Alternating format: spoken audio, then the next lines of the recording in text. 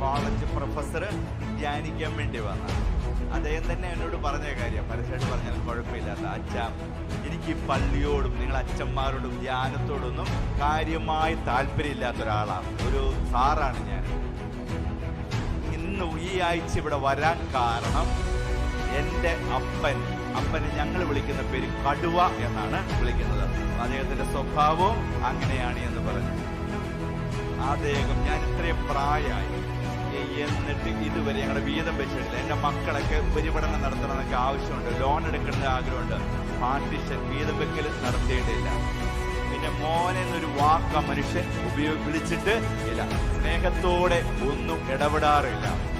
എവിടെയാ എങ്ങോടോ 3-4 ദിവസത്തേക്ക് പോവുകയാണെന്ന് പറഞ്ഞ് ഇങ്ങടെ പോകുന്നതാണ്. ഇവിടുത്തെ ധ്യാനം തീരുന്ന രാത്രിയിൽ അപ്പൻ എന്നെ ഫോൺ വിളിച്ചു. എടാ, ഞാൻ ഭരണങ്ങാനം അസീസിൽ ധ്യാനിക്കുകയായിരുന്നു. ഇന്ന് രാത്രിയിൽ വേണമെങ്കിൽ പൊക്കോളാം, അനുവാദമുണ്ട്. നീ കാറുമായിട്ടൊന്ന് വരാമോ എന്ന് ചോദിച്ചേ. കാറ് പറയും. ഞാൻ വന്നു കഴിഞ്ഞാൽ എടാ, 3-ാം നില ഞാൻ കിടന്നത്, നീ ബാഗ് പോയി ഒന്ന് എടുത്തോണ്ട് വരാമോ എന്ന് ചോദിച്ചു. ഞാൻ ബാഗ് എടുത്തോണ്ട് വന്നു. എന്നിട്ട് വണ്ടി പാർക്ക് ചെയ്തൊരല്പം ദൂരെയാണ്.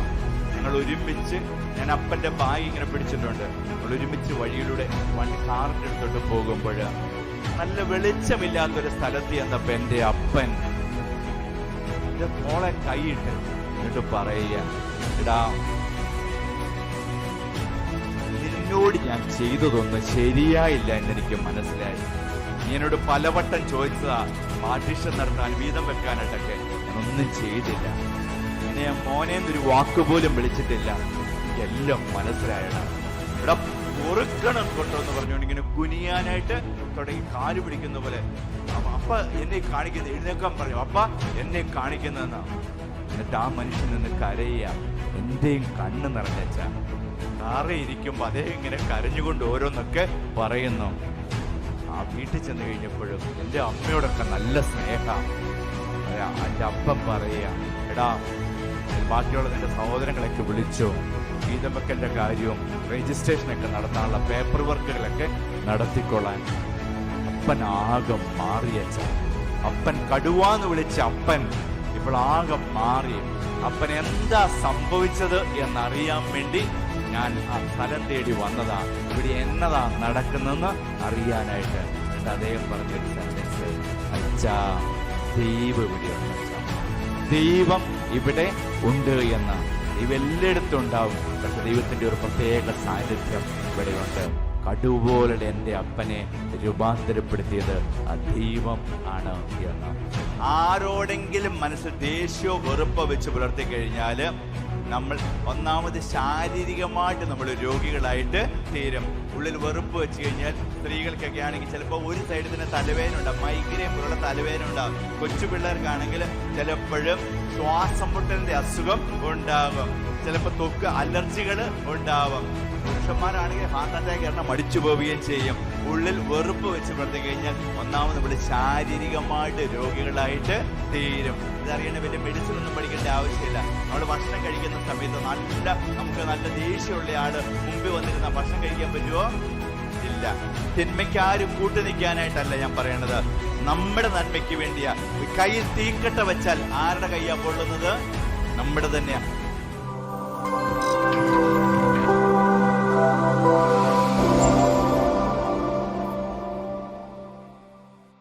ഒരു കോളേജ് പ്രൊഫസർ ധ്യാനിക്കാൻ വേണ്ടി വന്ന അദ്ദേഹം തന്നെ എന്നോട് പറഞ്ഞ കാര്യം പരസ്യമായിട്ട് പറഞ്ഞാലും കുഴപ്പമില്ലാത്ത അച്ഛാ, എനിക്ക് ഈ പള്ളിയോടും നിങ്ങൾ അച്ഛന്മാരോടും ധ്യാനത്തോടൊന്നും കാര്യമായി താല്പര്യമില്ലാത്ത ഒരാളാണ്, ഒരു സാറാണ് ഞാൻ.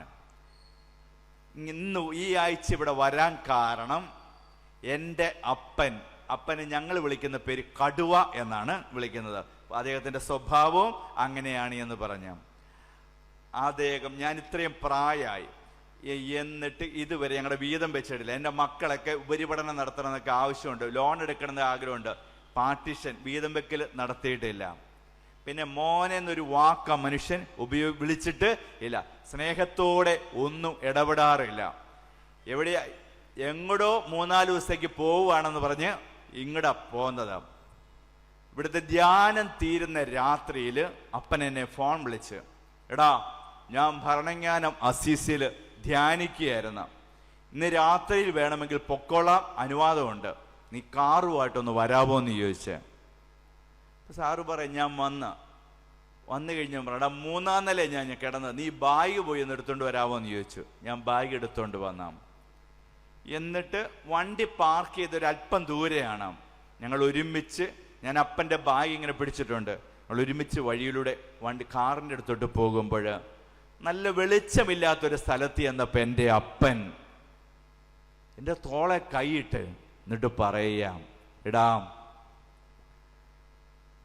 നിന്നോട് ഞാൻ ചെയ്തതൊന്നും ശരിയായില്ല എന്നെനിക്ക് മനസ്സിലായി. നീ എന്നോട് പലവട്ടം ചോദിച്ചതാ പാർട്ടീഷൻ നടത്താൻ, വീതം വെക്കാനായിട്ടൊക്കെ, ഞാനൊന്നും ചെയ്തില്ല. നിന്നെ ഞാൻ മോനേന്നൊരു വാക്കുപോലും വിളിച്ചിട്ടില്ല. എനിക്കെല്ലാം മനസ്സിലായടാ. എടാ പൊറുക്കണം കേട്ടോ എന്ന് പറഞ്ഞുകൊണ്ട് ഇങ്ങനെ കുനിയാനായിട്ട് തുടങ്ങി, കാല് പിടിക്കുന്ന പോലെ. അപ്പ എന്നെ കാണിക്കുന്ന, എഴുന്നേക്കാൻ പറഞ്ഞു, അപ്പ എന്നെ കാണിക്കുന്നതെന്നാണ്. എന്നിട്ട് ആ മനുഷ്യൻ നിന്ന് കരയുക. എൻ്റെയും കണ്ണ് നിറഞ്ഞച്ചാ. കാറിൽ ഇരിക്കുമ്പോൾ അദ്ദേഹം ഇങ്ങനെ കരഞ്ഞുകൊണ്ട് ഓരോന്നൊക്കെ പറയുന്നു. ആ വീട്ടിൽ ചെന്ന് കഴിഞ്ഞപ്പോഴും എൻ്റെ അമ്മയോടൊക്കെ നല്ല സ്നേഹം. അതെ, എൻ്റെ അപ്പം പറയാം, എടാ ബാക്കിയുള്ള നിൻ്റെ സഹോദരങ്ങളൊക്കെ വിളിച്ചോ, വീതം വെക്കലിൻ്റെ കാര്യവും രജിസ്ട്രേഷനൊക്കെ നടത്താനുള്ള പേപ്പർ വർക്കുകളൊക്കെ നടത്തിക്കൊള്ളാൻ. അപ്പൻ ആകെ മാറിയച്ച. അപ്പൻ കടുവാന്ന് വിളിച്ച അപ്പൻ ഇപ്പോൾ ആകെ മാറി. അപ്പൻ എന്താ സംഭവിച്ചത് എന്നറിയാൻ വേണ്ടി ഞാൻ ആ സ്ഥലം തേടി വന്നതാ, ഇവിടെ എന്നതാ നടക്കുന്നതെന്ന് അറിയാനായിട്ട്. എന്നിട്ട് അദ്ദേഹം പറഞ്ഞൊരു സെന്റൻസ്, അച്ഛാ ദൈവം ഇവിടെ ഉണ്ട്, അച്ഛാ ദൈവം ഇവിടെ ഉണ്ട് എന്ന്. ദൈവം എല്ലായിടത്തും ഉണ്ടാവും, പക്ഷെ ദൈവത്തിൻ്റെ ഒരു പ്രത്യേക സാന്നിധ്യം ഇവിടെയുണ്ട്. കടുപോലെ എൻ്റെ അപ്പനെ രൂപാന്തരപ്പെടുത്തിയത് ആ ദൈവം ആണ് എന്ന് രവിവ്രതം മുമ്പേ പറഞ്ഞില്ലേ, ജോഷുവയുടെ പുസ്തകത്തിൽ പറയുന്ന പോലെ, ഇന്ന് നിങ്ങൾ നിങ്ങളെ തന്നെ വിശുദ്ധീകരിക്കുക, നാളെ ഞാൻ നിങ്ങളുടെ അത്ഭുതങ്ങളും അടയാളങ്ങളും പ്രവർത്തിക്കും എന്ന സത്യമാണ്. പ്രിയപ്പെട്ടവരെ, നമ്മുടെ ഭാഗത്ത് നിന്ന് ചെയ്യേണ്ടതെല്ലാം നമുക്ക് ചെയ്യാൻ തയ്യാറാവാം, ബാക്കി ദൈവം കൂട്ടിച്ചേർത്തുകൊള്ളും. നാളെ ധ്യാനത്തിന്റെ സമാപന ദിവസമാണ്. രൂപയുടെ നിറവും അഭിഷേകവും ദൈവത്തിന്റെ ശക്തമായ ഇടപെടൽ ലഭിക്കാൻ നമുക്ക് ഇന്ന് പ്രത്യേകമായിട്ട് ഒരുങ്ങാം. യേശുവേ നന്ദി, യേശുവേ സ്തുതി, യേശുവേ ആരാധന. Price the Lord. ഹല്ലേലൂയ എന്ന് പറയാവാ. Praise the Lord, praise the Lord, hallelujah, hallelujah.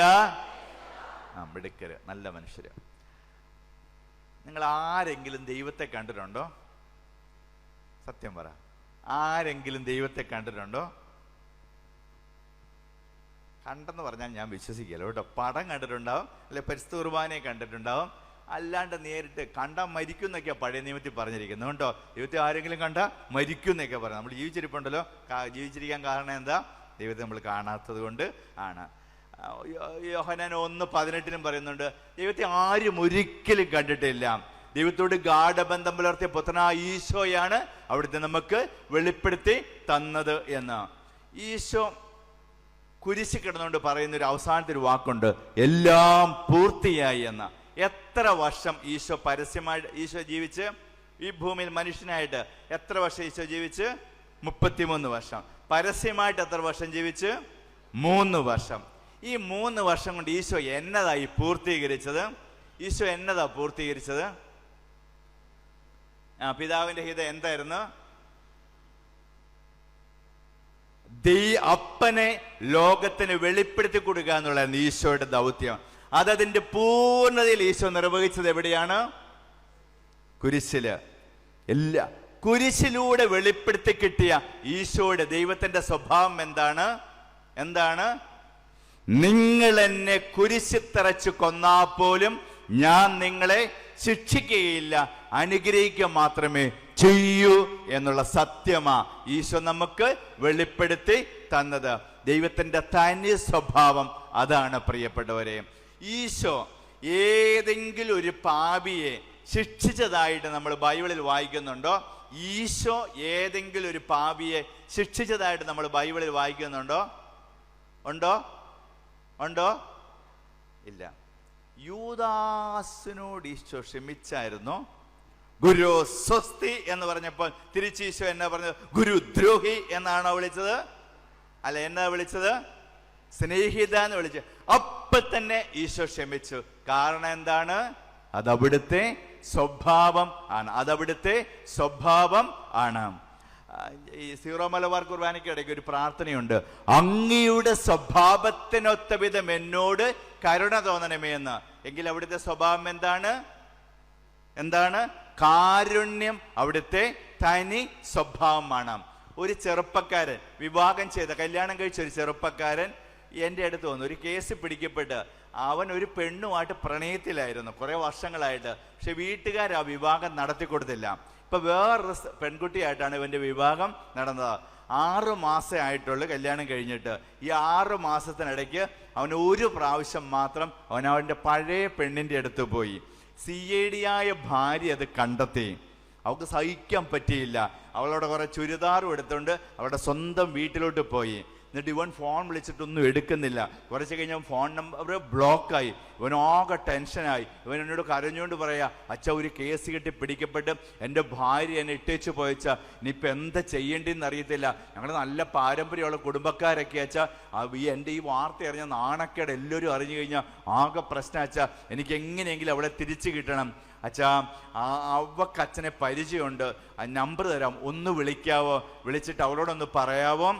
എന്ത് പരിഹാരം വേണമെങ്കിലും ഞാൻ ചെയ്യാം, എന്നോടൊന്ന് ക്ഷമിക്കാൻ പറയാവോ എന്ന് ചോദിച്ച്. ഇവൻ്റെ ഒച്ചപ്പാടും ബഹളവും എല്ലാം കണ്ടു കഴിഞ്ഞപ്പോൾ എനിക്ക് മനസ്സിലായി ഇവൻ്റെ കാര്യം ഓക്കെ ആണെന്ന് മനസ്സിലായി. പിന്നെ പെണ്ണുങ്ങളോടൊക്കെ ഇടപെടുമ്പോൾ സൂക്ഷിക്കണം എന്ന അനുഭവമുള്ള അച്ഛന്മാരെന്നോട് പറഞ്ഞ് പഠിപ്പിച്ചിരിക്കുന്നത്. ഇവൻ തന്ന ഫോൺ നമ്പർ വെച്ച് പ്രാർത്ഥിച്ച് ശക്തി സംഭരിച്ചിട്ട് അവളെ വിളിച്ചു കഴിഞ്ഞപ്പോൾ എന്തായാലും അവള് എൻ്റെ ഫോൺ എടുത്ത് ഒന്നിവിടം വരെ വരാവോ എന്ന് ചോദിച്ച് വന്നപ്പോൾ ഞാൻ അവളോട് പറഞ്ഞു, എടി നിന്റെ കെട്ടിയവൻ എൻ്റെ അടുത്ത് വന്നായിരുന്നു. അവൻ കുറേ നേരം എൻ്റെ അടുത്ത് വന്നിരുന്ന് കരഞ്ഞ് എന്നോടൊരു കാര്യം ചോദിക്കാൻ പറഞ്ഞിട്ടുണ്ട്. എന്ത് പരിഹാരം വേണമെങ്കിലും ചെയ്യാന്നാ പറഞ്ഞിരിക്കുന്നത്. നിനക്ക് അവനോട് ക്ഷമിക്കാൻ പറ്റുമോ എന്ന് ചോദിച്ചു. നിനക്ക് അവനോട് ക്ഷമിക്കാൻ പറ്റുമോന്ന്. ഉടനെ അവൾ എന്നോട് പറയാം, ക്ഷമിക്കല്ലാണ്ട് എന്താ ഞാൻ ചെയ്യുക? ഞാൻ അദ്ദേഹത്തെ അത്രയ്ക്ക് സ്നേഹിച്ചു പോയില്ലേ എന്ന്. ക്ഷമിക്കല്ലാണ്ട് എന്താ ചെയ്യുക? ഞാൻ അദ്ദേഹത്തെ അത്രയ്ക്ക് സ്നേഹിച്ചു പോയില്ലേ എന്ന്. പിന്നെ അദ്ദേഹം ആ തെറ്റിനെപ്പറ്റി ബോധ്യം ഉണ്ടാകാൻ വേണ്ടി കുറച്ചു ദിവസം ഞാൻ അറിഞ്ഞുകൊണ്ട് മാറി നിന്നതാണ് എന്ന്. എന്ത് തെറ്റ് ചെയ്തിട്ടും അപ്പാടി അടുത്തോട്ട് വന്നാൽ അപ്പ നമ്മളോടൊക്കെ പറയുന്ന എന്തായിരിക്കും? നിങ്ങളോടൊക്കെ ഞാൻ ക്ഷമിക്കല്ലാണ്ട് എന്താ ചെയ്യുക? ഞാൻ നിങ്ങളെ അത്രയ്ക്ക് സ്നേഹിച്ചു പോയില്ലേ എന്ന്. ഉൽപ്പത്തി മുതൽ വെളിപാട് വരെ ഞാൻ കാണുന്ന ദൈവത്തിന്റെ തനി സ്വഭാവം അതാണ് പ്രിയപ്പെട്ടവരെ. ഈശോ ആരെയും ശിക്ഷിച്ചതായിട്ട് ഞാൻ ബൈബിളിൽ വായിച്ചിട്ടില്ല. അതുകൊണ്ട് എന്നാ തോന്നിവാസമാണെങ്കിൽ കാണിക്കത്തില്ലേ? ദൈവം ശിക്ഷിക്കുക, അല്ലെങ്കിൽ എന്നെ വൃത്തികേടുകളും കാണിക്കാൻ മേലെ കാണിക്കാവോ? ഈ കാഞ്ഞിരപ്പള്ളി സൈഡിൽ റബ്ബർ കൃഷിയൊക്കെയുള്ള നാടാ, ഇവിടെ ഇല്ലല്ലോ. അവിടെ ഈ റബ്ബർ ഒരു ചേട്ടനും ചേച്ചിയുടെ ഹസ്ബൻഡും വൈഫുടെ വഴക്കുണ്ടാക്കുകയും ചേച്ചി പറഞ്ഞു, ഇയാളെ ഞാൻ ഇപ്പം കാണിച്ചു തരാമെന്ന് പറഞ്ഞുകൊണ്ട് റബ്ബർ പാൽ ഒഴിക്കാൻ വെച്ചിരിക്കുന്ന ആസിഡുണ്ട്. ആസിഡ് എടുത്ത് ചേച്ചി കുടിച്ച് മൊത്തം പൊള്ളിപ്പോയി, നാവൊക്കെ വെന്തുപോയി, ബോധം കെട്ട് വീണ് ആ നാട്ടുകാർ ആശുപത്രി കൊണ്ടേയാക്കി. കുറേ ദിവസം ICUലൊക്കെ കിടക്കേണ്ടതായിട്ട് വന്ന. കുറെ കഴിഞ്ഞപ്പോൾ അദ്ദേഹത്തിന് ബോധം തെളിഞ്ഞു കഴിഞ്ഞപ്പോൾ അച്ഛനെ വിളിച്ചുകൊണ്ട് പോയി പ്രാർത്ഥിക്കാൻ വേണ്ടി ചെന്നപ്പോൾ ഈ ചേച്ചി ചോദിക്കുക, അച്ഛാ ഞാൻ എന്ത് തെറ്റ് ചെയ്തിട്ടാ ദൈവം എന്നെ എങ്ങനെ ശിക്ഷിച്ചത് എന്ന്. അച്ഛാ ഞാൻ എന്ത് തെറ്റ് ചെയ്തിട്ടാ ദൈവം എന്നെ എങ്ങനെ ശിക്ഷിച്ചത് എന്ന്. ദൈവമാണോ വായിലേക്ക് ആസിഡ് ഒഴിച്ചു കൊടുത്തത്? ആസിഡ് കുടിച്ചാൽ പൊള്ളും, ഉപ്പ് തിന്നാൽ വെള്ളം കുടിക്കേണ്ടതായിട്ട് വരും.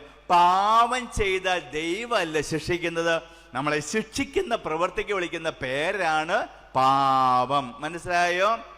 ദൈവമല്ല ശിക്ഷിക്കുന്നത്, നമ്മളെ നാശത്തിലേക്ക് നയിക്കുന്ന പ്രവൃത്തിക്ക് വിളിക്കുന്ന പേരാണ് പാപം. യോഹന്നാൻ 3 നമ്മൾ വായിക്കുന്നുണ്ട്, ആ പിതാവായ പുത്രനായ ഈശോയെ ലോകത്തിലേക്ക് അയച്ചത് ആരെയും ശിക്ഷയ്ക്ക് വിധിക്കാനല്ല, അവനിലൂടെ എല്ലാവരും രക്ഷ പ്രാപിക്കാനാണ്.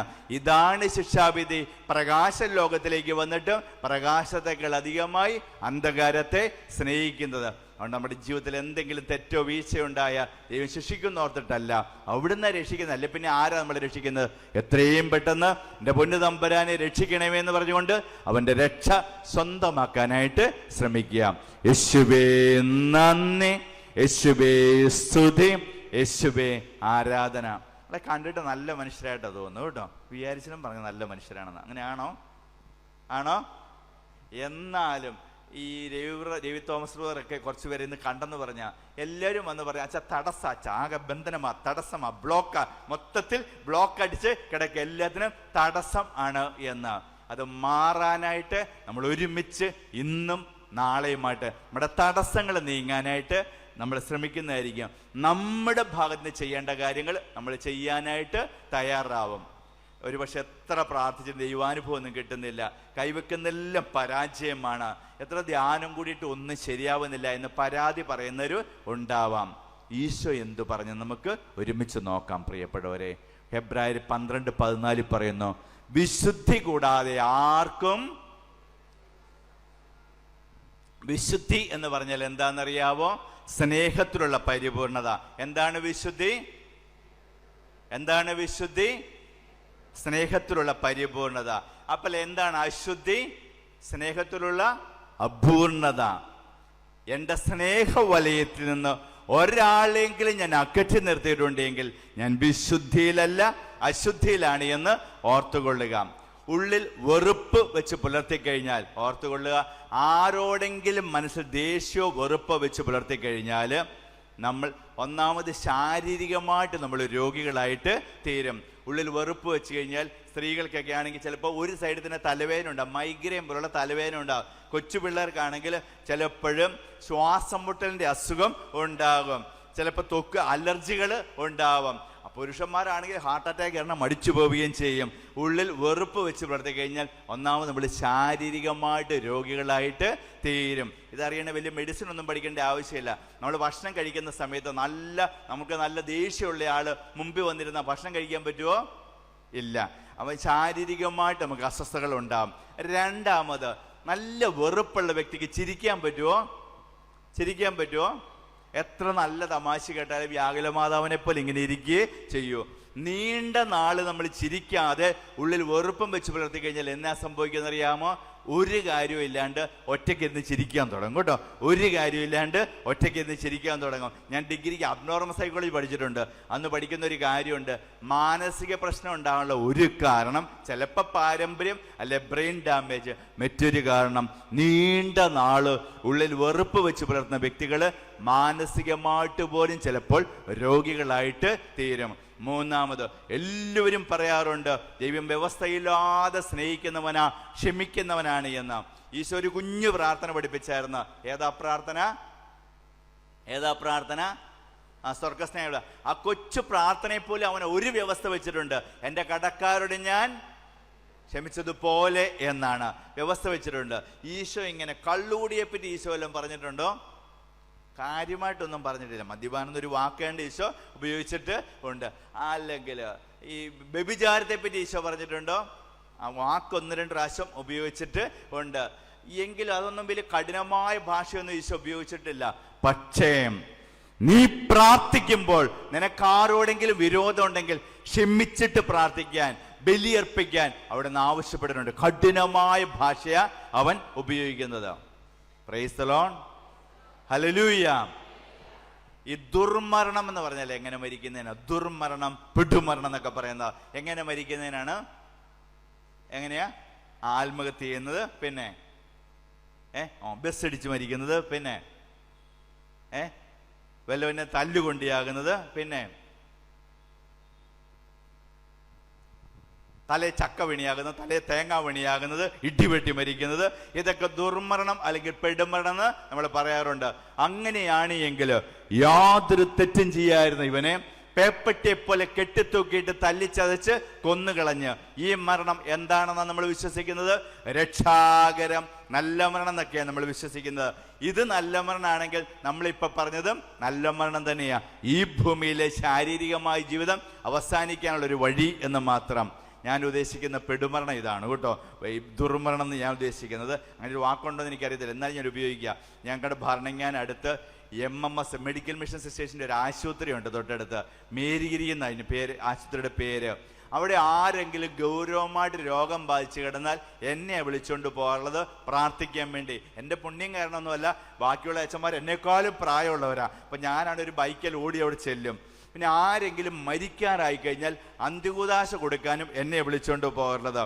ഞാൻ ഒരുപാട് പേർക്ക് അന്ത്യകൂദാശ കൊടുത്തിട്ടുണ്ട്. കൊടുത്ത് എല്ലാവരും തന്നെ മരിക്കുകയും ചെയ്തിട്ടുണ്ട്.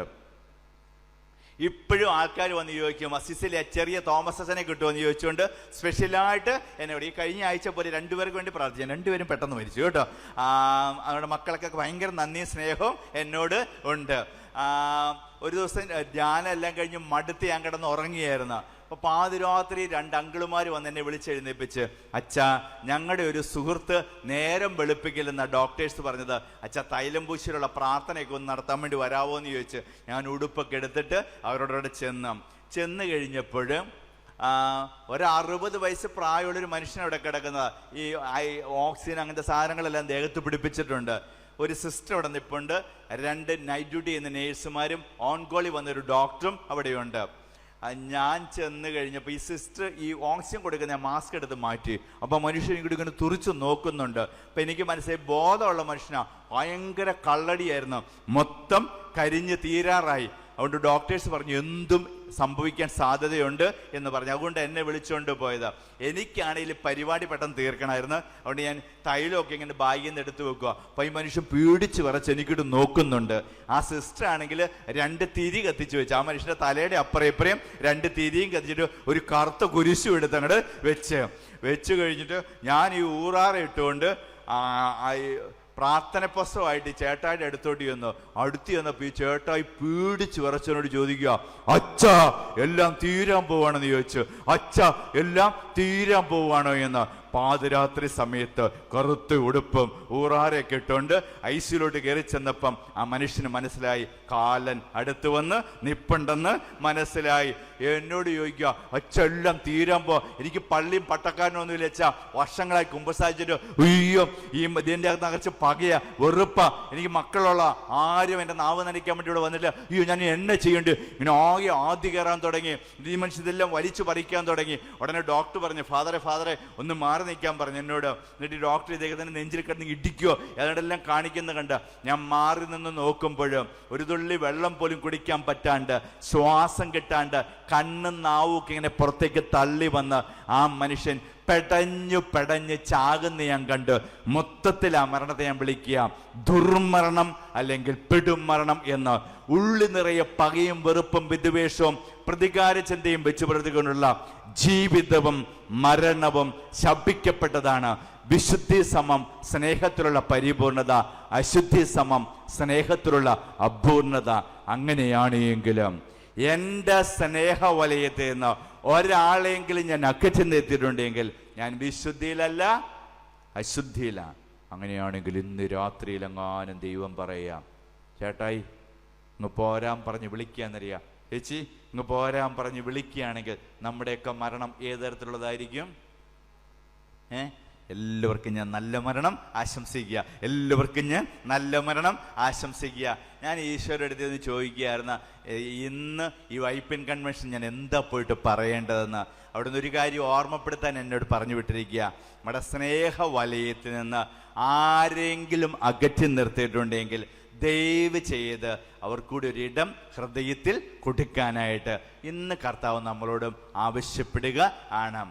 ദയവ് ചെയ്ത് അതൊന്ന് ചെയ്യാനായിട്ട് തയ്യാറാവുക. ഉള്ള സത്യം ഞാൻ പറയാം, എനിക്കിട്ടെങ്ങാനും ആരെങ്കിലും പാര വെച്ച് കഴിഞ്ഞാൽ പൊറുക്കാനും ക്ഷമിക്കാനും ഒന്നും എനിക്കൊട്ടും എളുപ്പം അല്ല. ഞാൻ പൊതുവെ ആൾക്കാരുടെ ദേഷ്യപ്പെടാറില്ല, അത് പുണ്യം കാരണം. ദേഷ്യം വന്നാൽ ശരീരം മുഴുവൻ കിടന്ന് വിറയ്ക്കാനായിട്ട് തുടങ്ങും. എന്നെ ആരെങ്കിലും വിഷമിപ്പിച്ച് കഴിഞ്ഞാൽ ഞാൻ ഒറ്റയ്ക്ക് ഈ താടിക്കാരൻ്റെ അടുത്ത് പോയിട്ടിരിക്കും. ക്രൂശിത രൂപത്തിന് മുമ്പിൽ പോയിട്ട് ഞാൻ ഇരിക്കാറുണ്ട്. കുരിശിലെ ഈശോയിൽ നിന്ന് ഞാൻ പഠിച്ചൊരു പാഠമുണ്ട്. കുരിശിൽ കിടന്ന ഈശോയ്ക്ക് ക്ഷമിക്കാൻ സാധിച്ചായിരുന്നോ?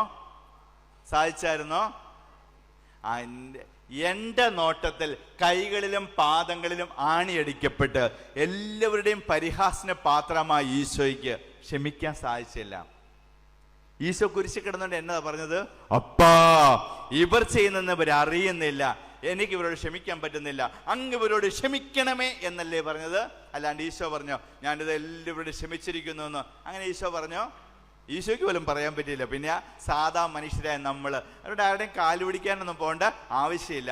ഈശോ ചെയ്ത ചില കാര്യങ്ങളുണ്ട്, അത് ദയവേത് ചെയ്യാനായിട്ട് ശ്രമിക്കുക. ഈശോ ചെയ്ത കാര്യം എന്താണെന്നറിയാവും?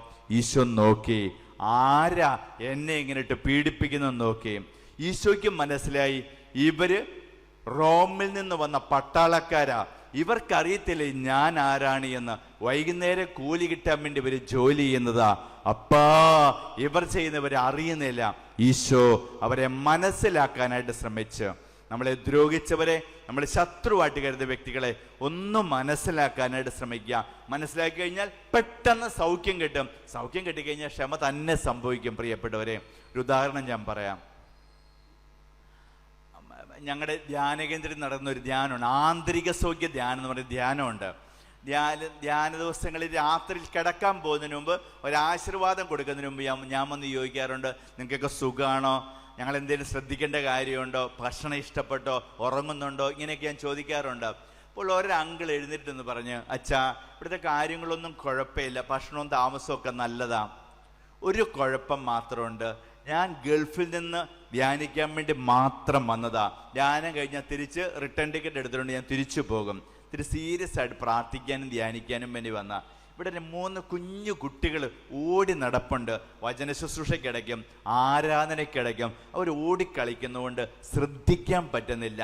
അവരുടെ മാതാപിതാക്കൾ ഇവിടെ ഉണ്ടെങ്കിൽ ആ കുഞ്ഞുങ്ങളെ ശ്രദ്ധിച്ചാൽ ഉപകാരം എന്നാണ്. ഇത് ഈ അങ്കിൾ പറഞ്ഞ ഉടനെ ഒരു ചെറുപ്പക്കാരൻ എഴുന്നേറ്റിട്ട് കൈകൂപ്പി ഇങ്ങനെ പറഞ്ഞു, യോ ക്ഷമിക്കണം കേട്ടോ, അവരെൻ്റെ മക്കളാ, ഞാൻ നോക്കിക്കൊള്ളാം, ആർക്കെങ്കിലും ബുദ്ധിമുട്ടുണ്ടായെങ്കിൽ ക്ഷമിക്കണം. കഴിഞ്ഞ ആഴ്ച എൻ്റെ ഭാര്യ അവളുടെ തലച്ചോറിൽ ഒരു ഞരമ്പ് പൊട്ടി കുഴഞ്ഞു വീണ് പെട്ടെന്ന് മരിച്ചുപോയി. എനിക്ക് സങ്കടം സഹിക്കാൻ പറ്റുന്നില്ല. ഇത്തിരി ആശ്വാസം കിട്ടാൻ വേണ്ടിയാണ് ധ്യാനിക്കാൻ വന്നത്. ഈ മക്കൾക്ക് ഇനി അമ്മയില്ലാതെ അവൾ വളർന്നു വരണം.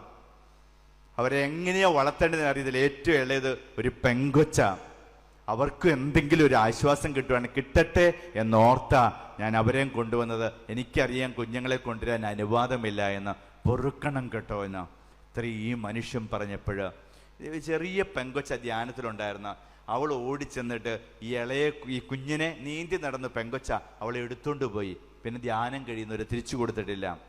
അവിടുത്തെ ചെറുപ്പക്കാരുണ്ടായിരുന്നു, അവന്മാർ വന്ന് മറ്റേ ആമ്പിള്ളേരെ എടുത്തുകൊണ്ട് പോയി. പിന്നെ അവരാ ഈ കുഞ്ഞുങ്ങൾക്ക് ഭക്ഷണം കൊടുക്കുന്നു, കുളിപ്പിക്കുന്നു, എല്ലാ കാര്യവും. അഭിഷേക ആരാധന കഴിഞ്ഞ് എന്ന് ഇപ്പോഴും ഞാൻ ഓർക്കുക. അങ്കിൾ എഴുന്നേറ്റ് നിന്നിട്ട് പറയുക, ആ ചെറുപ്പക്കാരനെ നോക്കി, സോദരാ നിന്നെ ഞാൻ പരസ്യമായിട്ട് മനസ്സിലാക്കാതെ കുറ്റപ്പെടുത്തിയല്ലോടാ, ക്ഷമിക്കണം കേട്ടോ എന്നാ. അപ്പോൾ ഞാൻ നോക്കുമ്പോൾ എല്ലാവരുടെയും കണ്ണ് നിറയുന്നുണ്ട്. ആ ധ്യാനം കഴിഞ്ഞ ആൾക്കാർക്ക് തിരിച്ചു പോകാൻ മടിയായിരുന്നു. ആ കുഞ്ഞുങ്ങൾ എല്ലാവരുടെയും കുഞ്ഞുങ്ങളായിട്ട് തീർന്ന് മനസ്സിലാക്കി കഴിഞ്ഞപ്പോൾ വെറുപ്പും ദേഷ്യമൊക്കെ കരുണയ്ക്കും ക്ഷമയ്ക്കും വഴിമാറിക്കൊടുത്ത് നമ്മളെ ദ്രോഹിച്ചവരെ ഒന്നും മനസ്സിലാക്കാനായിട്ട് ശ്രമിക്കുക. ഒരുപക്ഷെ അവരുടെ അറിവില്ലായ്മ കാരണമായിരിക്കാം, അല്ലെങ്കിൽ അവർ അന്ധരായിരിക്കാം, അല്ലെങ്കിൽ അവർ മുറിവേറ്റവർ ആയിരിക്കാം. നമ്മളെ ദ്രോഹിച്ചവരെ നമ്മുടെ അപ്പനോ അമ്മയോ പങ്കാളിയോ മക്കളോ ആയിരിക്കാം. ഒന്ന് മനസ്സിലാക്കാനായിട്ട് ശ്രമിക്കുക. അതിനുശേഷം ഈശോ എന്നത് ചെയ്തത്, അവരുടെ പക്ഷം ചേർന്ന് അവൻ പ്രാർത്ഥിക്കുക, അപ്പാ ഇവർ ചെയ്യുന്നവർ അറിയുന്നില്ല, ഇവരുടെ പൊറുക്കണമേ എന്ന്. അങ്ങനെ പ്രാർത്ഥിച്ചപ്പോൾ 100 പടയാളികളുടെ അധിപൻ ശതാധിപൻ റോമിൽ നിന്ന് വന്നൊരു യുക്തിവാദി മാറി നിൽപ്പുണ്ടായിരുന്നു. അവിടെ ഉടനെ വിളിച്ചുപോയി, ദേ ആ കുരിശിൽ കിടക്കുന്നവൻ സത്യമായിട്ടും ദൈവപുത്രൻ ആണ് എന്ന്. മറ്റൊരു മലമുകളിൽ വെച്ചാൽ പഠിപ്പിച്ചായിരുന്നു, നിന്നെ പീഡിപ്പിക്കുന്നവരെ അനുഗ്രഹിക്കുന്ന വഴി ലോകമറിയട്ടെ നീ അപ്പാടെ മകനാ മകളാ. മറ്റൊരു മലമുകളിൽ അവൻ അക്ഷരാർത്ഥത്തിൽ പ്രാവർത്തികമാക്കി. മിനിങ്ങാന്ന് ഞാൻ ധ്യാനിപ്പിക്കാൻ വേണ്ടി വന്നായിരുന്നു. അപ്പൊ ഞാൻ പറഞ്ഞു, ദൈവം ആരാണെന്നാ പറഞ്ഞത്? അപ്പനാണ് എന്ന്. അപ്പോൾ നമ്മൾ ആരാണ്? മക്കൾ ആണ്. എങ്കിൽ ആ സ്വഭാവം കാണിക്കണം പ്രിയപ്പെട്ടവരെ. ഇന്ന് ധ്യാനമൊക്കെ കഴിഞ്ഞ് വീട്ടിൽ ചെന്ന് കഴിയുമ്പം നിങ്ങളുടെ കെട്ടിയോ നിങ്ങളെ പീഡിപ്പിക്കാൻ വേണ്ടി വരികയാണെങ്കിൽ തിരിഞ്ഞു നിന്നിട്ട് പറയണം, ചേട്ടാ ഗോഡ് ബ്ലെസ് യു എന്ന് പറയുക. ചേട്ടൻ ഇംഗ്ലീഷ് നല്ല ഭാഷയില്ലെങ്കിൽ മലയാളത്തിൽ പറയണം, ചേട്ടാ ഈ ദൈവം അനുഗ്രഹിക്കട്ടെ എന്ന്. ഇന്ന് എനിക്കറിയാം പാവപ്പെട്ട പുരുഷന്മാരാണ് സ്ത്രീകളാൽ പീഡിപ്പിക്കപ്പെടുന്നത്. ഇന്ന് ആണുങ്ങൾ പാവങ്ങളാ. ഇങ്ങനെ ഇവളുമാര് പീഡിപ്പിക്കാൻ വേണ്ടി വരുമ്പോൾ ചേട്ടാ എന്നാ പറയണം? ദൈവം നിന്നെ അനുഗ്രഹിക്കട്ടെ എന്ന് പറയുക. ഉടനെ മക്കൾ ചോദിക്കും, പപ്പയ്ക്ക് എങ്ങനെ ഇങ്ങനെയൊക്കെ കാണിക്കാൻ സാധിക്കും ചോദിക്കുമ്പോൾ എന്ത് പറയണം? മക്കളെ, അവിടെ നടന്ന ആ കൺവെൻഷൻ കൂടിയ പിന്നെ ഇതെന്റെ സ്വഭാവമായിപ്പോയി എന്ന് പറയുക. ബൈബിൾ ധ്യാനം കൂടിയ പിന്നെ ഇതെന്റെ സ്വഭാവമായിപ്പോയി എന്ന് പറയുക. വീണ്ടും വീണ്ടും അവർ നിങ്ങളെ പീഡിപ്പിക്കുകയും വീണ്ടും വീണ്ടും നിങ്ങൾ ക്ഷമിക്കുകയും ചെയ്യുമ്പോൾ നിങ്ങളുടെ ഭർത്താവ് നിങ്ങളോട് ചോദിക്കും, ഇതുപോലെ ഞാൻ നിന്നെ ഉപദ്രവിച്ചിട്ട് നിനക്ക് എങ്ങനെ എന്നെ സ്നേഹിക്കാൻ പറ്റുമെന്ന് ചോദിക്കുമ്പോൾ എന്ത് പറയണം? ക്ഷമിക്കാൻ പറ്റുമെന്ന് ചോദിച്ചു കഴിയുമ്പോൾ എന്ത് പറയണം? ചേട്ടായിയോട് ഞാൻ ക്ഷമിക്കല്ലാണ്ട് എന്താ ചെയ്യുക? ഞാൻ ചേട്ടായിയെ അത്രയ്ക്ക് സ്നേഹിച്ചു പോയില്ലേ എന്ന് പറയുക. ഈ ഡയലോഗ് എല്ലാം പഠിച്ചിട്ട് പോക്കോ കേട്ടോ. വീട്ടിൽ ചെല്ലുമ്പോഴേ അവസരങ്ങൾ കിട്ടിക്കോളും, ഇഷ്ടംപോലെ അവസരങ്ങൾ ലഭിച്ചുകൊള്ളും. സത്യമായിട്ടും ഈ സ്വഭാവം കാണിക്കുന്ന ഒരുപാട് നല്ല മനുഷ്യര് നമ്മുടെ ഭാരതത്തിലുണ്ട് പ്രിയപ്പെട്ടവരെ, നമ്മുടെ നാട്ടിൽ തന്നെ ഉണ്ട്. നമ്മളെ കുറേ നാളായിട്ട് ചില മത തീവ്രവാദികൾ നമ്മളെ ക്രിസ്ത്യാനികളിട്ട് പീഡിപ്പിക്കുന്നുണ്ട്. ഞങ്ങളുടെ ഒറീസയിലുള്ളൊരു സെമിനാരി മുഴുവൻ അവർ വന്ന് കത്തിച്ച് കളഞ്ഞ് ഞങ്ങളെല്ലാം അവിടുന്ന് അതെല്ലാം ഇട്ടിട്ട് ഉപേക്ഷിച്ച് ഓടിപ്പോരേണ്ടതായിട്ട് വന്ന്. നമ്മുടെ ചില അച്ഛന്മാരെ പിടിച്ച് ജയിലിലിട്ടിട്ടുണ്ട്, സിസ്റ്റർമാരെ പിടിച്ച് ജയിലിലിട്ടിട്ട് ഉണ്ട്, കള്ളക്കേസിൽ കുടുക്കിയിട്ടുണ്ട്. നമ്മൾ എന്തുകൊണ്ടാണ് മണിപ്പൂരിലൊക്കെ എത്രയോ പേരെയാ കൊന്നുകളഞ്ഞെന്നറിയാവാം. നമ്മൾ ക്രിസ്ത്യാനികൾ എന്തുകൊണ്ടാണ് പ്രതികരിക്കാത്തത്? തോക്കും ബോംബും എടുത്ത് പ്രതികരിക്കാത്തത് എന്തുകൊണ്ടാ? കത്തോലിക്ക സഭയ്ക്ക് തോക്ക് മേടിക്കാൻ പൈസ ഇല്ലാത്തതുകൊണ്ടാണോ? ആണോ? തോക്ക് മേടിക്കാൻ കാശില്ലാഞ്ഞിട്ടൊന്നുമല്ല. നിങ്ങൾ ഇന്ത്യ അല്ലെങ്കിൽ കൊച്ചു കേരളത്തിൻ്റെ ഏത് ടൗണ് ഏത് സിറ്റി വേണമെങ്കിലും എടുത്തു നോക്കിക്കോ, ആ മിക്ക സിറ്റികളുടെയും ഏറ്റവും വിലപിടിപ്പുള്ള മണ്ണും കെട്ടിടവും എല്ലാം ആരുടെ കയ്യിലിരിക്കുന്നത്? അച്ഛന്മാരുടെയും കന്യാസ്ത്രീയുടെ കയ്യിലിരിക്കുന്നു കേട്ടോ. കപ്പുച്ചന്മാരുടെ മാത്രം അധികം ഇല്ല, എന്നാൽ അത്ര മോശമൊന്നും അല്ല.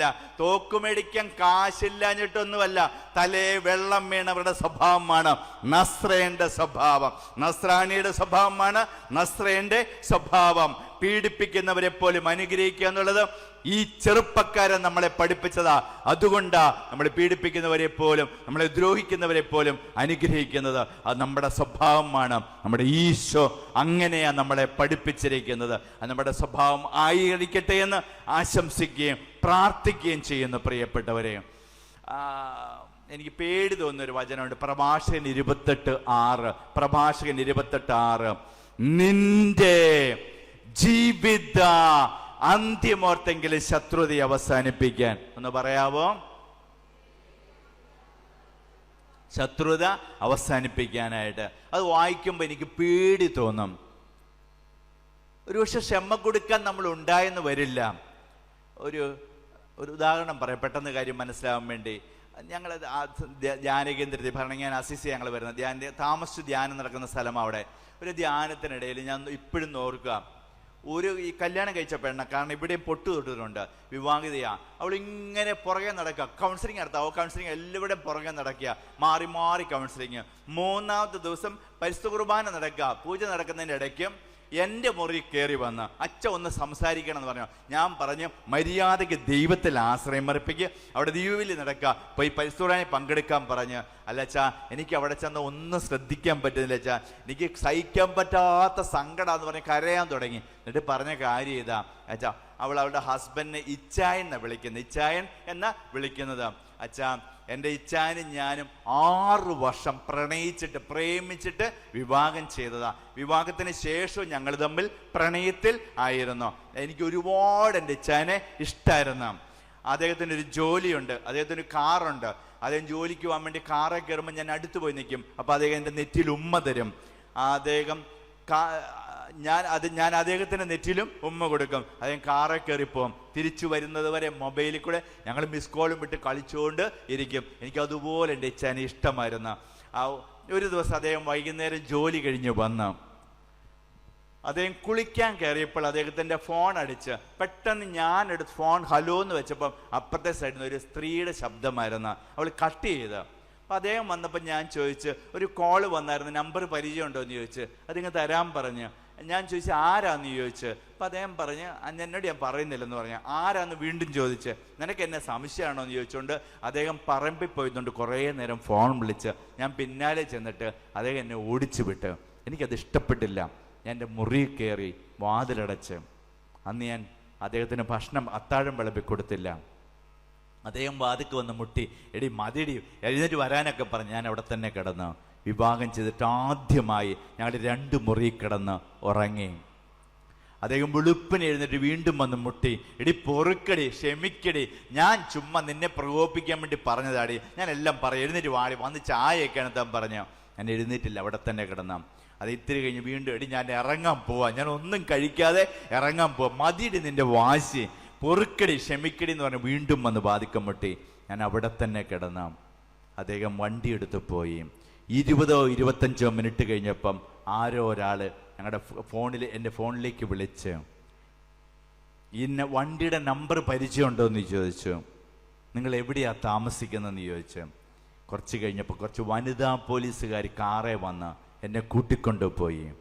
അന്ന് എൻ്റെ ഇച്ചായൻ ആകെ ഡിസ്റ്റേബ്ഡ് ആയിട്ടാണ് കാർ ഓടിച്ചത്. വണ്ടി പോയി ഇടിച്ച് വണ്ടിയും തകർന്ന് അദ്ദേഹത്തിൻ്റെ തലയോട്ടി പൊട്ടി, തലച്ചോറ് രക്തത്തിൽ വാർന്ന് അദ്ദേഹം റോഡിൽ കിടക്കുക. ഇവിടെ ചെന്നപ്പോൾ കണ്ട കാഴ്ച പോലീസുകാരും നാട്ടുകാരുമെല്ലാം കൂടിയിട്ടുണ്ട്. ഇവിടെ കരഞ്ഞുകൊണ്ട് എന്നോട് പറയാം, എൻ്റെ ഇച്ചായ എന്നോട് പലവട്ടം പൊറുക്കടി പൊറുക്കടി എന്ന് പറഞ്ഞതാ. ഞാനിനി എങ്ങനെയാ എൻ്റെ ഇച്ചായിക്ക് ക്ഷമ കൊടുക്കുക? എന്നും എൻ്റെ ഇച്ചായൻ്റെ നെറ്റിയിൽ ഞാൻ ഉമ്മ കൊടുത്ത് യാത്രയാക്കുന്നതായിരുന്നു. അന്ന് അദ്ദേഹത്തിൻ്റെ ശവത്തെ പോയി ഞാൻ ചുംബിക്കേണ്ടതായിട്ട് വന്ന. എനിക്ക് സഹിക്കാൻ പറ്റുന്ന വെച്ചാൽ 1 വർഷം മുമ്പ് എൻ്റെ ഇച്ചായി മരിച്ചത്. ഇപ്പോഴും ആ ഓർമ്മകൾ എന്നെ അലട്ടിക്കൊണ്ടിരിക്കുക. എനിക്ക് സഹിക്കാൻ പറ്റില്ല. നിങ്ങളച്ഛന്മാരൊക്കെ ഓരോ കാര്യം പറയുമ്പോൾ ഇതെല്ലാം എൻ്റെ ഓർമ്മയിലേക്ക് വരികയാണെന്ന് പറഞ്ഞാൽ ഇവിടെ നിന്ന് കരയുകയാണ്. നിന്റെ ജീവിത അന്ത്യമോർത്തെങ്കിലും ശത്രുത അവസാനിപ്പിക്കുക. നാളെ ക്ഷമ കൊടുക്കാൻ ഞാൻ ഉണ്ടായെന്ന് വരില്ല, ക്ഷമ സ്വീകരിക്കാൻ നമ്മൾ ഉണ്ടായെന്ന് വരില്ല. ഇന്നാണ് സമയം അനുരഞ്ജനപ്പെടുവാനും അനുധപിക്കുവാനും ഒക്കെയുള്ള, ക്ഷമിക്കുവാനും ക്ഷമ കൊടുക്കുവാനുമുള്ള സമയവും ദിവസവും ഇന്നാണ് സമയം.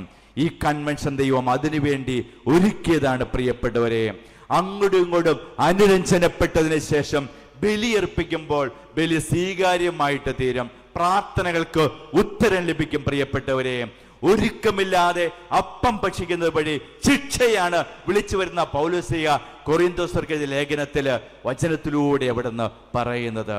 അതുകൊണ്ട് വിദ്വേഷത്തിന്റെ വേര് വളർന്ന് ഉപദ്രവം ചെയ്യാതിരിക്കാനായിട്ട് സൂക്ഷിച്ചുകൊള്ളുക എന്ന തിരുവചനം നമ്മളെ ഓർമ്മപ്പെടുത്തുന്നു.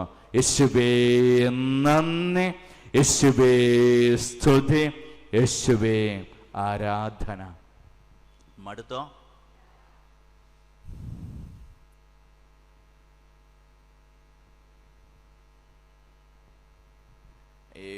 മുറിപ്പെടുത്തുന്ന ഒരു ലോകത്താണ് നമ്മൾ ജീവിക്കുന്നത്. ഞാൻ സ്ഥിരം പറയുന്നൊരു ഡയലോഗുണ്ട്, മനസ്സൊന്നും മറക്കുന്നില്ല, വെറുതെ മറയ്ക്കുക മാത്രമാണ് ചെയ്യുന്നത്. ഞാൻ പറഞ്ഞ സത്യമാണോ? മുറിപ്പെടുത്തുന്ന ഒരു ലോകത്താണ് നമ്മൾ ജീവിക്കുന്നത്. മനസ്സൊന്നും മറക്കുന്നില്ല, വെറുതെ മറയ്ക്കുക മാത്രമാണ് ചെയ്യുന്നത്. ആരോടൊക്കെ പക തീർക്കാൻ വേണ്ടി നല്ല ആയുസ് മുഴുവൻ പാഴാക്കി കളയുന്നവരെ എനിക്ക് അറിയാം. അങ്ങനെ ഉണ്ടാവാൻ പാടില്ല. ഇപ്പോഴും ഞാൻ ഓർക്കും, നല്ലൊരു അങ്കിളും ആൻറ്റിയും, ഞാൻ പള്ളിയിലെ കൈക്കാരനും അങ്ങനെ ട്രസ്റ്റി മെമ്പറോ മറ്റോ ആണ്. ആ അങ്കിളിനെ എനിക്ക് നന്നായിട്ട് നല്ല തങ്കപ്പെട്ടൊരു മനുഷ്യനാണ്. അദ്ദേഹവും അദ്ദേഹത്തിൻ്റെ പങ്കാളിയും +2 കഴിഞ്ഞ അതായത് മോളെയും കൂട്ടി ഒരു പ്രാവശ്യം എൻ്റെ അടുത്ത് വന്ന ഇദ്ദേഹം പറഞ്ഞ കാര്യം ഇതാണ്, ഇവളുടെ സ്വഭാവം, ഈ മോളുടെ സ്വഭാവം ഒട്ടും ശരിയല്ല. അവൾ +2 പഠിക്കുമ്പോൾ അവൾ കണ്ട ആമ്പിള്ളേരുടെ എല്ലാം പുറകെ പോവുക, അവരുടെ എല്ലാം ഫോൺ നമ്പർ മേടിച്ചിട്ട് അവരെ ശല്യം ചെയ്യുക. എന്നിട്ട് അവരുടെ പേരൻസ് കംപ്ലൈൻറ്റ് പറഞ്ഞതുകൊണ്ട് അവളെ അവിടെ നിന്ന് മാറ്റി നിർത്തി. പരീക്ഷയ്ക്ക് മാത്രം വന്നാൽ മതി എന്നാ. പരീക്ഷ കഴിഞ്ഞ് കുറച്ചാൾ അവൾ വീട്ടിൽ തന്നെ നിർത്തുക. അതിന് എന്തോ കമ്പ്യൂട്ടർ പഠിക്കാനും മറ്റൊക്കെ വിട്ട്. അതിന് ശേഷം എപ്പോഴും നാട്ടുകാർക്കും വീട്ടുകാർക്കും അല്ലേ ഇവളെപ്പറ്റി കംപ്ലൈൻ്റ് ആണ്. പണ്ടൊക്കെ ആൺപിള്ളേരെ പറ്റി ഇങ്ങനെ പറഞ്ഞുകൊണ്ടിരുന്നത്, ഇതിപ്പോൾ പെൺപിള്ളേരെ പറ്റി ഇങ്ങനെ പറയാൻ തുടങ്ങി. എന്നിട്ട് ഈ ചേച്ചി പറയുക, ഒരു ദിവസം വൈകിട്ട് ഇവള് ഛർദ്ദിക്കുകയാണ്. രാത്രിയിൽ ഛർദ്ദി മാറുന്നില്ല. ഹോസ്പിറ്റലിൽ കൊണ്ടുവന്ന് ടെസ്റ്റ് ചെയ്ത് കഴിഞ്ഞപ്പോഴാണ് മനസ്സിലായത് ഇവൾക്ക് വിശേഷമാണ് എന്ന്, ഇവൾക്ക് ഗർഭമുണ്ട് എന്ന് മനസ്സിലായി.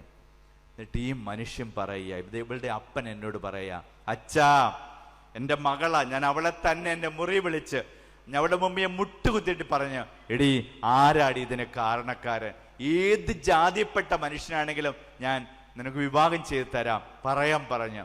അവൾ എന്നോട് പറഞ്ഞില്ല അച്ഛാ, അവൾ എന്നോട് പറഞ്ഞില്ല. അവസാനം എൻ്റെ മകൾക്ക് വേണ്ടി ഞാൻ 5-ാം പ്രമാണം ലംഘിക്കേണ്ടതായിട്ട് വന്ന, അറിഞ്ഞുകൊണ്ടൊരു ഉറുമ്പിനെ പോലും കൊല്ലാൻ ഇഷ്ടമില്ലാത്തൊരു മനുഷ്യനാണ് ഞാൻ. എൻ്റെ മകൾക്ക് വേണ്ടി അവിടെ ഉദരത്തിൽ കിടക്കുന്ന കുഞ്ഞിനെ നശിപ്പിക്കാൻ ഞാൻ കൂട്ടുനിൽക്കേണ്ടതായിട്ട് വന്നു. എനിക്ക് സഹിക്കാൻ പറ്റുന്നില്ല അച്ഛാ. അതിൽ പിന്നെ ഞാൻ സ്വസ്ഥമായിട്ട് ഉറങ്ങാറില്ല. എനിക്ക് പേടിയാണ്, എനിക്ക് ചിരിക്കാൻ പറ്റുന്നില്ല. ഇവർ രണ്ടുപേരും നിന്ന് കരയുക, ഇവരുടെ അപ്പനും അമ്മയും നിന്ന് കരയുക. ഇത്രയും തൻ്റെയുള്ള പെൺപിള്ളേരെ ഞാൻ കണ്ടിട്ടില്ല. ഇവിടെ ഒരു ജീൻസ് ആയിട്ടിരിക്കുന്നത്, കയ്യിലൊരു മൊബൈലുണ്ട്. ഇവളിങ്ങനെ എൻ്റെ മുമ്പിൽ നിന്ന് കാല് മാട്ടിക്കൊണ്ട് ഇവളുടെ അപ്പനോട് നോക്കുന്ന, അമ്മയ്ക്കോട് നോക്കി എനിക്കോട് നോക്കി പരിഹസിച്ച് ചിരിക്കുകയാണ്. ഇത് കണ്ട് ഞാൻ അവളുടെ അപ്പനോട് അമ്മയോട് ഒന്ന് വെളിയിലോട്ട് ഇറങ്ങാൻ പറഞ്ഞ് ഞാൻ അവളോട് ചോദിച്ചു, എടി നിന്റെ പപ്പയും മമ്മിയും നിന്ന് കരയുന്ന കണ്ടിട്ടില്ലേ? ഇതുപോലെ കരയുമ്പോൾ നിനക്ക് എങ്ങനെ ചിരിക്കാൻ പറ്റുന്ന? അപ്പം അവൾ എന്നോട് പറയുക, എൻ്റെ തള്ളയുടെ കണ്ണ് നിറയുന്ന കാണുമ്പോൾ എനിക്ക് സന്തോഷമാണെന്ന്, എൻ്റെ മമ്മിയുടെ കണ്ണ് നിറയുന്ന കാണുമ്പോൾ എനിക്ക് സന്തോഷമാണ് എന്ന്. ഞാൻ അറിഞ്ഞുകൊണ്ടാണ് ഈ വൃത്തികളെല്ലാം കാണിക്കുന്നതെന്ന്. എന്നിട്ട് അവളൊരു പൊട്ട കാര്യം എന്നോട് പറയുക, ഒരു സുഖമില്ലാത്ത കാര്യം അവൾ പറയുക. അവളെ ഏതോ ചെറിയ ക്ലാസ്സിൽ പഠിക്കുന്ന സമയത്ത് അവൾ വീട്ടിൽ വന്നത് അവളുടെ അമ്മ അറിഞ്ഞില്ല. അമ്മ ഇവളുടെ കുറ്റം ഒരു പ്രാർത്ഥിക്കുന്ന ഒരു ബ്രദറിനോട് ഫോണിൽ കൂടെ പറയുന്നത് ഇവൾ കേട്ട് ഇവളുടെ കുറ്റം പറയുക. എനിക്കൊരു മകളുണ്ട്, മഹാകുസൃതിയ, ഒന്നും പറഞ്ഞാൽ അനുസരിക്കുകയില്ല, കൈക്കിടുന്നെല്ലാം നശിപ്പിക്കും, എന്ന് സ്കൂളിൽ നിന്ന് കംപ്ലൈൻറ്റാ. എന്താ ഇവൾ ഇങ്ങനെ പെരുമാറുന്ന എനിക്കറിയത്തില്ല. പണ്ട് ഞാൻ ഇവളെ ചുമന്നുകൊണ്ട് നടന്നപ്പോഴും ഞാൻ ഇടയ്ക്ക് ആഗ്രഹിച്ചിട്ടുണ്ട് കളഞ്ഞാലോ എന്ന്. ഞാൻ അങ്ങനെ വല്ലതും ചിന്തിച്ചത് കൊണ്ടാണോ ഇവൾ ഇങ്ങനെ പെരുമാറുന്നതെന്ന്.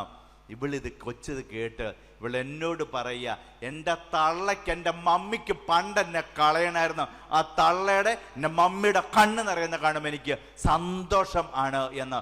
ഞാൻ അറിഞ്ഞുകൊണ്ട് ഈ ആമ്പിള്ളേരുടെ എല്ലാം പുറകെ പോകുന്നത് ഇവർക്ക് നാണക്കേടുണ്ടാകാൻ വേണ്ടി, ഇവരോടുള്ള വാശി തീർക്കാൻ വേണ്ടിയാണ് ഇങ്ങനെയെല്ലാം ചെയ്യുന്നത്. ഇവൾ ദേഷ്യപ്പെട്ടിങ്ങനെ എന്നോട് പറയുക. ഞാൻ ഇവളുടെ അമ്മേനെ വിളിച്ച് ചോദിച്ചു, ഇവൾ ഇങ്ങനെ പറഞ്ഞ സത്യമാണോ എന്ന്. ഒരു പാവം ചേച്ചിയാ അത് എന്നോട് പറയുക, അച്ഛാ ഇവളുടെ മൂത്ത ആങ്ങള ആ കൊച്ചിനെ പ്രസവിച്ചപ്പോൾ എനിക്ക് ഭയങ്കര പ്രശ്നങ്ങളായിരുന്നു. ഇങ്ങനെ സ്ത്രീകൾക്കുണ്ടാകുന്ന ഒരുപാട് പ്രശ്നങ്ങൾ പ്രസവമായിട്ട് ബന്ധപ്പെട്ട്. അന്ന് ഡോക്ടർ പറഞ്ഞ് ഇനി ഉടനെ എങ്ങും നിങ്ങളുടെ ആൾ ഗർഭം ധരിക്കരുത്, ഗർഭം ധരിച്ച അയാൾ മരിച്ചു പോകുമെന്ന് പറഞ്ഞു, ജീവൻ അപകടത്തിലാകും എന്ന് പറഞ്ഞ്. പക്ഷെ 1.5 വർഷം കഴിഞ്ഞപ്പം ഞാൻ വീണ്ടും ഗർഭം ധരിച്ച്. അന്ന് എനിക്ക് ഒരുപാട് പ്രശ്നങ്ങളായി. അപ്പം ഡോക്ടർമാർ പലവട്ടം പറഞ്ഞു ഇത് മുമ്പോട്ട് കൊണ്ടുപോകാൻ പാടില്ല, ഇയാളുടെ ജീവൻ പോകും എന്ന് പറഞ്ഞ്, കളയുന്ന നല്ലതെന്നൊക്കെ. അങ്ങനെ പല പ്രാവശ്യം പറഞ്ഞപ്പോഴും ഞാൻ അറിയാതെ ചിന്തിച്ചു പോയിട്ടുണ്ട് കളഞ്ഞാലോ എന്ന്. പക്ഷെ ഞാനൊന്നും അങ്ങനെ ചെയ്യില്ലച്ചാ, തമ്പുരാന് നിരക്കാത്തൊന്നും ഞാൻ ചെയ്യില്ല. ഞാൻ അങ്ങനെ ചിന്തിക്കുക ചെയ്തിട്ടുള്ളൂ. എൻ്റെ ജീവൻ പോയാലും എൻ്റെ ഉദരത്തിലെ കുഞ്ഞിനെ ഞാൻ കളയുകയില്ല, ഞാൻ പൊന്നുപോലെ നോക്കും എന്ന് അങ്ങനെ ചിന്തിച്ചതുള്ളൂ. അതുപോലെ തന്നെ ഞാൻ ഒരുപാട് പ്രാവശ്യം അനുദപിച്ചിട്ടുണ്ട്. ഞാൻ അവളെ പൊന്നുപോലെ നോക്കിയാച്ചാ വളർത്തിക്കൊണ്ട് വന്ന ഈ സ്ത്രീ എന്നോട് പറയുകയാണ്. പക്ഷെ ആ മകൾ അത് മനസ്സിലാക്കാതെ അവള് കാണിച്ചു കൂട്ടുന്ന വൃത്തികേടെല്ലാം സ്വന്തം അമ്മയോട് പക തീർക്കാൻ വേണ്ടി, ആരോടൊക്കെയോ പക തീർക്കാൻ വേണ്ടി, നല്ല ആയുസ്സും ആരോഗ്യം വെറുതെ പാഴാക്കി കളയരുത്. വിദ്വേഷത്തിന്റെ വേര് വളർന്ന് ഉപദ്രവം ചെയ്യാതിരിക്കാനായിട്ട് സൂക്ഷിച്ചു കൊള്ളുക പ്രിയപ്പെട്ടവരെ. ഇങ്ങനെ പറയാൻ കാരണം തിന്മയ്ക്ക് ആരും കൂട്ടുനിൽക്കാനായിട്ടല്ല ഞാൻ പറയണത്, നമ്മുടെ നന്മയ്ക്ക് വേണ്ടിയാ. കയ്യിൽ തീക്കട്ട വെച്ചാൽ ആരുടെ കയ്യാ പൊള്ളുന്നത്? നമ്മുടെ തന്നെയാ. അതങ്ങ് എറിഞ്ഞു കളഞ്ഞ നമുക്ക് തന്നെയാ സ്വാതന്ത്ര്യവും സൗഖ്യം കിട്ടുന്ന പ്രിയപ്പെട്ടവരെ.